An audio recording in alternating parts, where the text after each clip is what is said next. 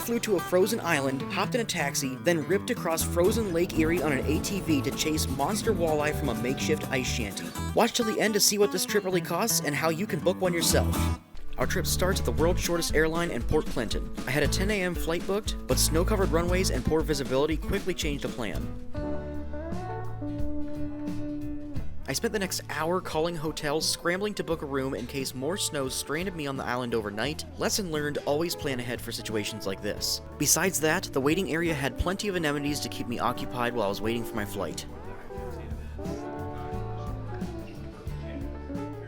The plane started flying again about 11 o'clock. There were a couple people ahead of me, so I jumped in line and got a front row seat to watch their plane take off. That was pretty cool. When your plane arrives, you just wait in line here for the pilot to call your name, and then he'll take you around the plane to load your luggage in.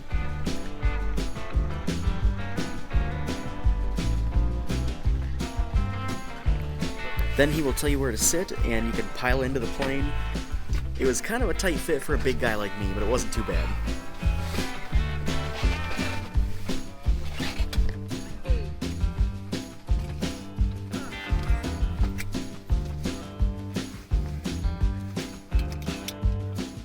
I was excited, but also a little nervous because I had never flown on a plane before.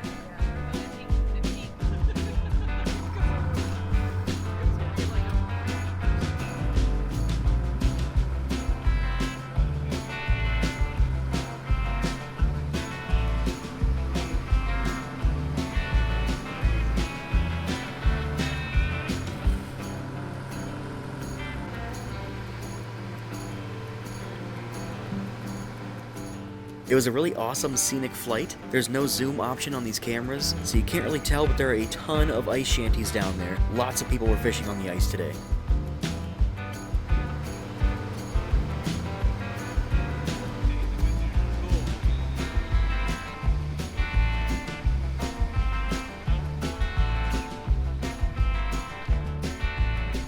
It was a nice smooth landing. Shout out to Island Air Taxi for my first flight. Perfect. All right, welcome to Put-in Bay. First, you have to post something. Right. After I hopped off the plane, I went inside to check out the Put-in Bay Airport Terminal. This is a really nice terminal where you can sit down and wait for your taxi to arrive.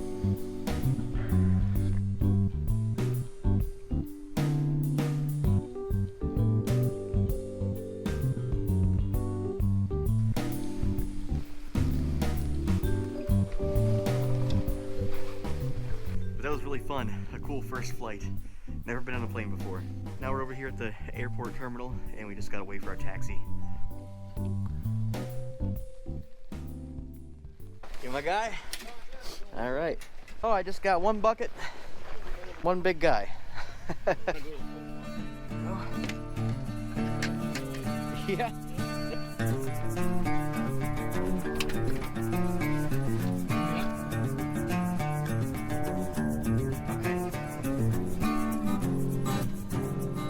The taxi guy was really cool. I think his name was Larry, and while he drove me across the island to the ice guide, we talked about life on the island during the summer and the winter, some ice fishing, and he even told me about his giant black cat. Shout out to Larry and his giant black cat for getting me across the island safely.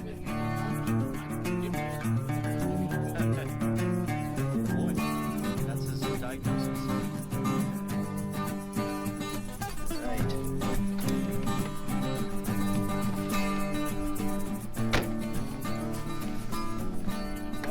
Much. Larry took me right to my ice guide Jeff, who was awaiting with an ATV that had a flatbed trailer attached to it with a seat from a school bus. That was my ride.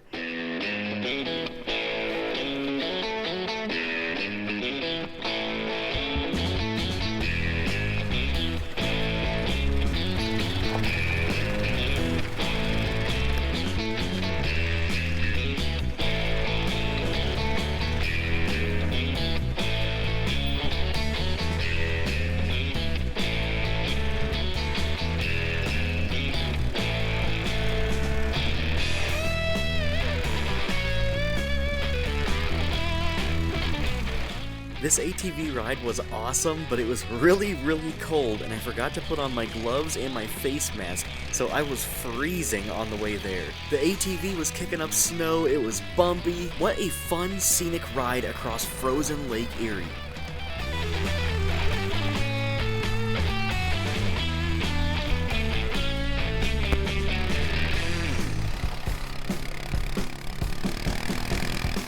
We even got stuck in the snow a few times.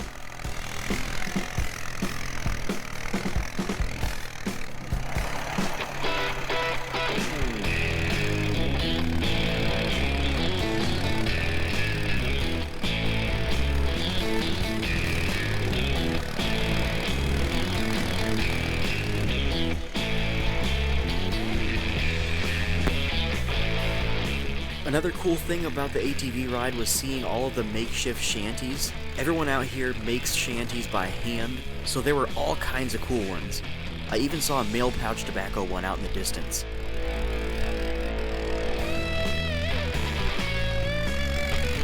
Then we really got stuck. Luckily my guide had some backup close behind, and he swooped in to save the day. And he almost got run over. Don't worry, he was okay.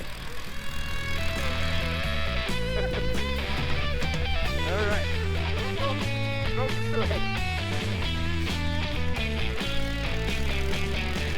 Shout out to Jeff from Put-in Bay Ice Guide. I'll put his information in the description below.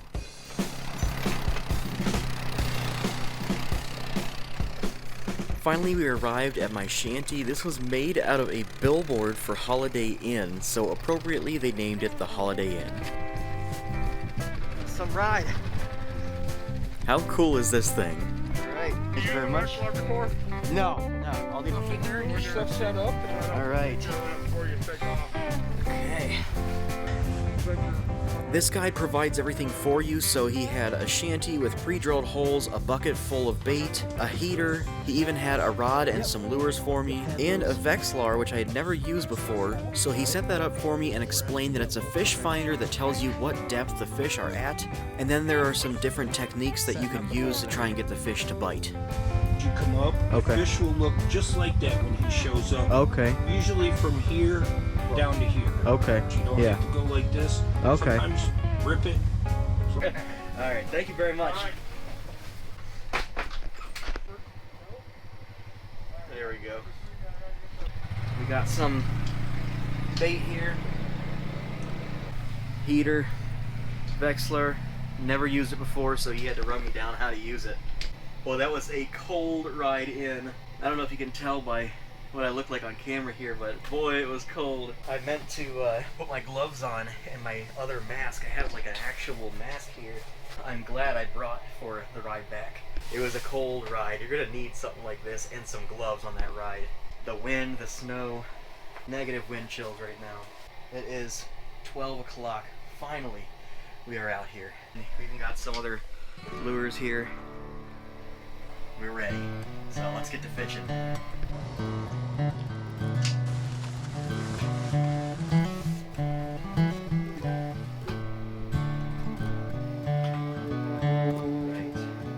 I was supposed to be out here fishing for like 5 or 6 hours, but because of the delay, I ended up being out here for only about 4, and I didn't catch a single fish. I did mark a few on the Vexlar, but I could not get them to bite. Honestly, I was probably just scaring them all away because I have a horrible technique. I've never fished for walleye through the ice before, so I really didn't know what I was doing, and it was just a learning experience for me.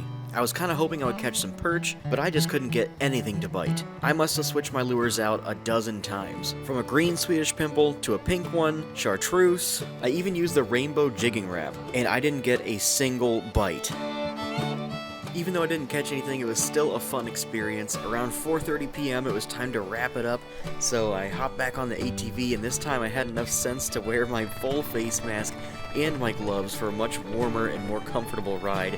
I was pretty sad to go. I wish I could have stayed longer. I got one last look at the Holiday Inn, my makeshift shanty, as we began our venture again across the ice, and I really just tried to soak in the moment and all the scenery, because it really is just beautiful out here. I love ice fishing, I love the ice, I love to see all the shanties. Just traveling out here is an experience of its own. and then we got stuck again.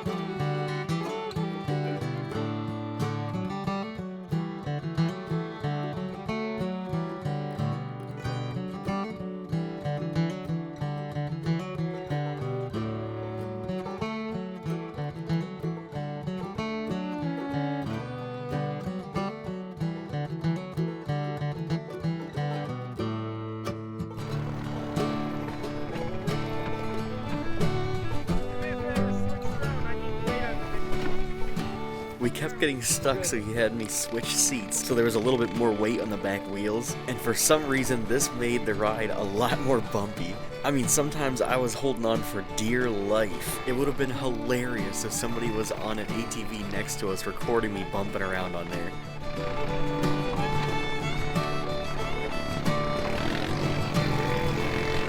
I think I had more fun on the ATV ride than I did fishing.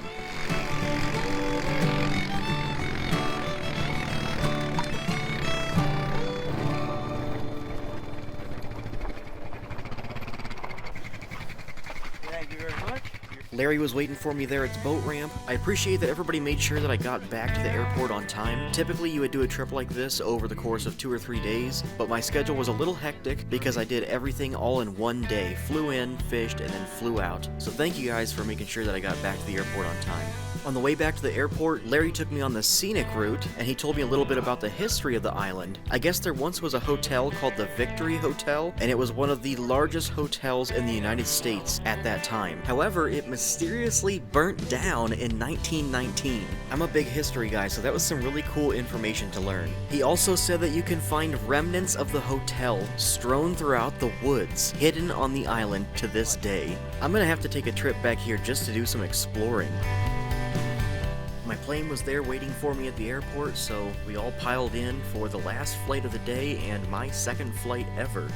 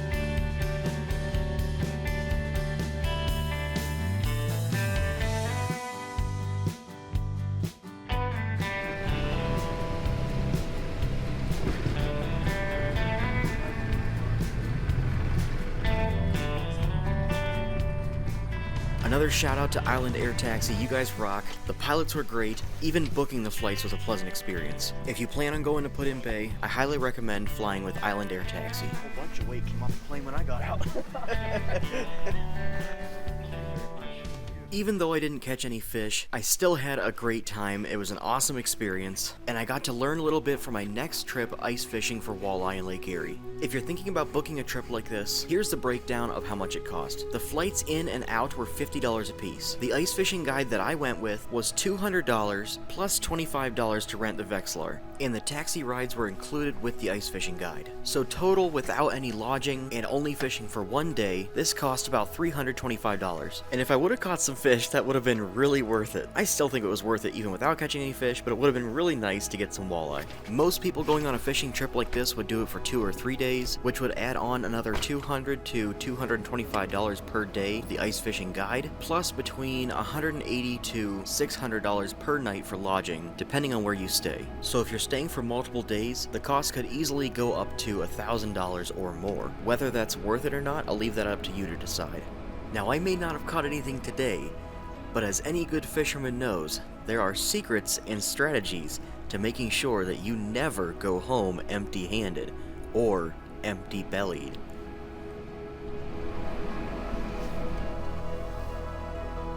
Go ahead with your order whenever you're ready. Alright, can I do 2 of the King's Hawaiian Fish Deluxe? 49.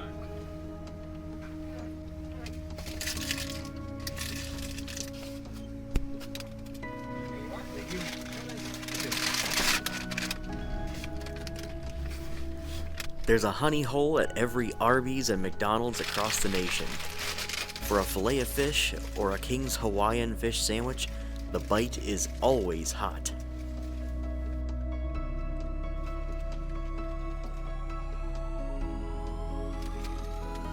Don't worry guys, I'll get them next time.